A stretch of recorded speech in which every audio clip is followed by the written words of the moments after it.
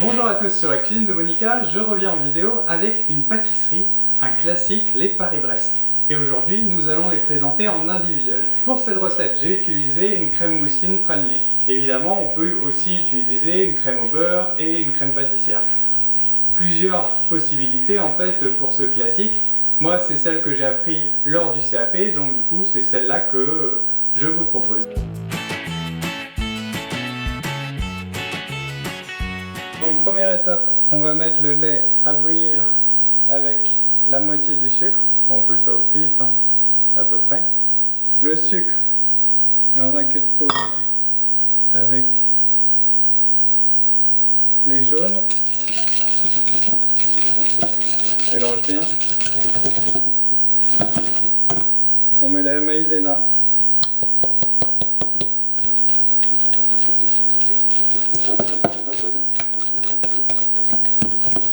Et on va ajouter tout de suite un tout petit peu de lait pour que ce soit plus facile à incorporer par la suite. On prend toujours une partie en fait quand on fait des étapes, crème pâtissière ou mousseline, puisque là en fait c'est la on fait en fait une crème pâtissière qu'on va rendre mousseline ensuite. Donc là c'est les premiers bouillons, on verse le tout en une fois dedans, on mélange bien. Et on remet tout de suite sur le feu. On utilise le tamis, bien important, pour éviter qu'il y ait des grumeaux. Voilà, on prend bien tout. Et on n'attend pas, il faut absolument continuer. Donc on baisse un tout petit peu le feu. Il faut continuer à mélanger. Surtout pas s'arrêter, toujours au fouet. Donc là elle est pas mal. Donc hors feu, on va incorporer le beurre. Les 55, la moitié en fait du beurre. Là c'est pas mal, on a plutôt un bel aspect. J'ai pris un plat que j'ai recouvert d'un film plastique et en fait on va venir mettre notre crème chaude dedans et on va recouvrir comme ça. Ça refroidit beaucoup plus vite et nous on n'a pas de temps à perdre, enfin vous surtout. Vous la mettez soit au congélateur quelques instants, enfin quelques instants et une quinzaine de minutes, ou soit si vous n'êtes pas pressé, vous pouvez la mettre au réfrigérateur.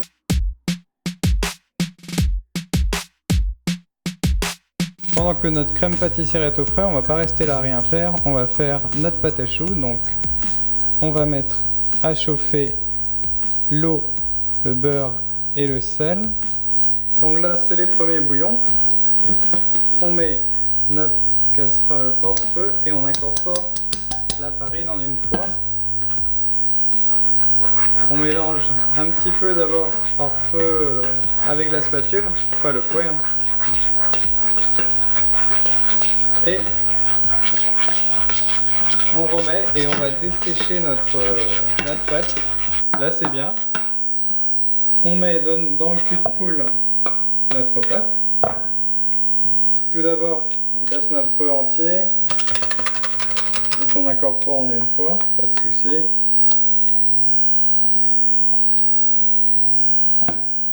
Donc là, on voit que notre pâte est bien dure, on va incorporer le deuxième œuf. Là, elle est pas mal. Vous allez prendre un mug, diamètre 8, et on va tracer nos cercles sur notre style-pâte. Moi j'aime bien le style-pâte, vous pouvez prendre une plaque avec du papier sulfurisé. Donc on prend farine, et on vient prendre notre mug, hop, et du coup, on a nos cercles précis. Donc là j'ai garni ma poche, douille, là c'est une douille 15, la douille la plus grosse que vous avez, 15-16 c'est bien. Donc j'adopte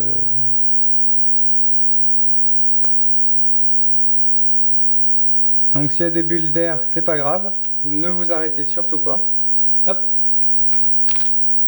Donc un petit coup de jaune là, enfin d'œuf carrément, il n'y a pas que le jaune. D'ailleurs, des fois, si vous avez des petits trous là, comme vous avez vu là, on peut du coup rectifier un peu le tir grâce au pinceau en fait. On va mettre nos amandes effilées sur nos mini Paris-Brest. Donc cuisson 25-30 minutes, 170 degrés, regardez bien, mais surtout n'ouvrez pas avant 20 minutes. N'ouvrez pas le four avant 20 minutes.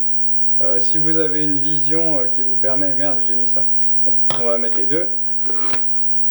On va mettre, du coup, il y aura des amandes effilées et du sucre. Un peu des deux sur... c'est quand même une chouquette. Moi, je veux la manger pour mon goûter, là. Ça le fait pas, sinon.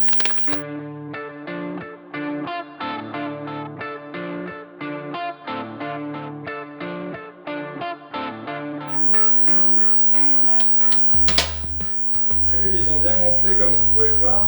Il y a eu en fait du coup un peu plus de cuisson. J'ai laissé 35 minutes, 25 minutes à 160 et puis après j'ai augmenté 10 minutes encore, j'ai augmenté à 180. Donc en tout 35 minutes, donc ça dépend.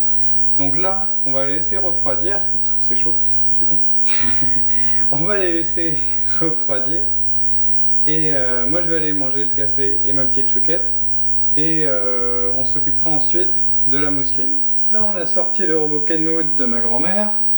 On va maintenant détendre notre pâte, notre pâtissière. Pendant qu'on bat ça, on va s'occuper de rendre nos beurres pommades. Il faut qu'ils soient pommades avant qu'on les incorpore à notre crème. Et on mettra le praliné après.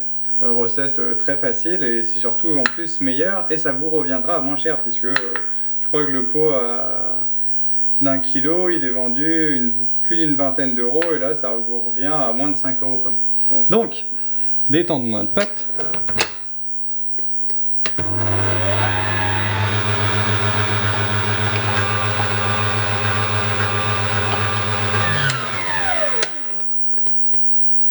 Donc là on est pas mal. Alors on va ajouter notre beurre. Donc, vous allez voir cette crème mousseline pralinée, elle est vraiment... Donc j'ai un petit peu diminué les doses en sucre, volontairement. Parce que avec le praliné et tout, il y a déjà du sucre. Vous avez vu, ça a bien blanchi. Donc on va pouvoir incorporer notre praliné.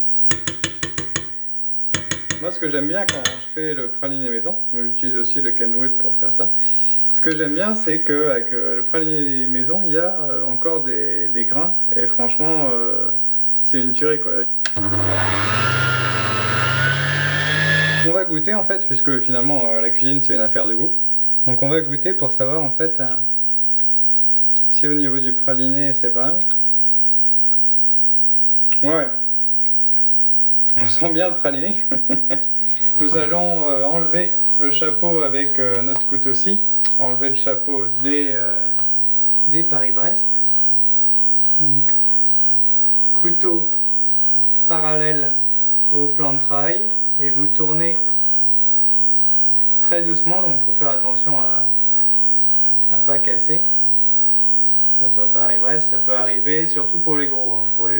Pour les plus petits, c'est un peu plus facile. Et c'est vrai que pour les gros, ça m'est déjà arrivé de casser le... Donc vous les remettez au même endroit pour ne pas se tromper de chapeau. Donc là, on va passer au verdict, c'est-à-dire le garnissage du Paris-Brest. Vous pouvez utiliser les douilles que vous voulez. Je vais utiliser celle-ci. Donc celle-ci qui est pas mal. C'est la PF 18.